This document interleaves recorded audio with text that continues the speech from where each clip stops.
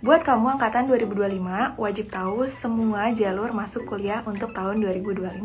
Jangan lupa tonton sampai akhir dan juga save video ini serta share ke teman-teman kamu. Oke? Yang pertama adalah jalur masuk ke PTN dan Politeknik. Nah, PTN itu apa? PTN itu adalah perguruan tinggi negeri. Politeknik itu ya setara dengan PTN ya. Cuma dia itu menghadirkan jurusan-jurusan vokasi. Oke? Nah, untuk yang pertama itu adalah jalur SNBP. SNBP adalah jalur seleksi nasional berdasarkan prestasi. Jadi, yang bisa ikut adalah orang-orang pilihan yang masuk ke kuota eligible. Nah, gimana kalau misalnya nggak bisa lewat jalur SNBP? Tenang, ada jalur SNBT. SNBT itu adalah jalur seleksi nasional berdasarkan tes.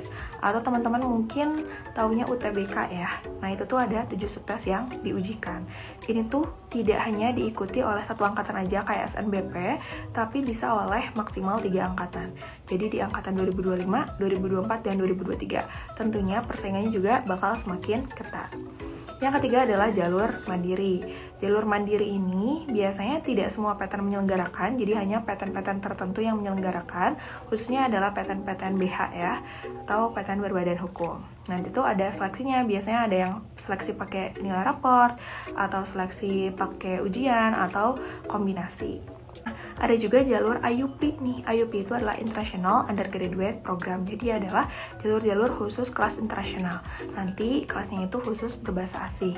Ada juga sih yang bahasanya itu bilingual ya, kadang Inggris, kadang Indo gitu. Jadi disesuaikan sama si jurusannya serta dosennya.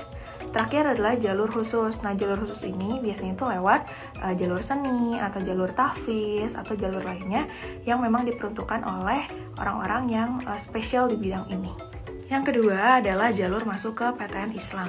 PTN Islam di sini tuh ya misalnya UIN, IAIN, STAIN gitu ya. Yang pertama itu bisa masuk ke jalur SPAN PTKIN. SPAN PTKIN itu mirip sama SNBP tapi khusus ke PTN-PTN Islam. Oke. Nah, selanjutnya itu adalah UMPTKIN. UMPTKIN itu ujian masuk ke perguruan tinggi Islam negeri gitu. Nah, ini tuh mirip SNBT tapi khusus ke PTN Islam gitu ya. Nah, biasanya juga ada tes-tes yang berhubungan sama fikih gitu ya, dan lain-lain. Jadi yang berhubungan sama agama Islamnya ada. Terakhir ada juga SPMB Mandiri.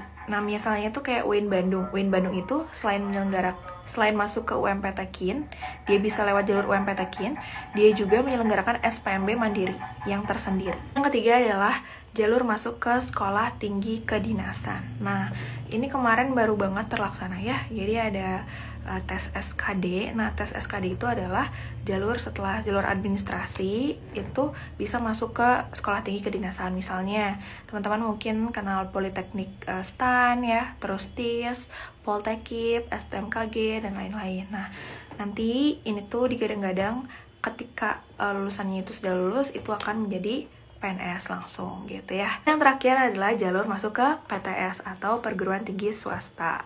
Nah, ini juga bisa jadi plan teman-teman nih untuk kuliah. Kan tidak hanya PTN ya, tapi ada juga PTS. Jalurnya itu banyak.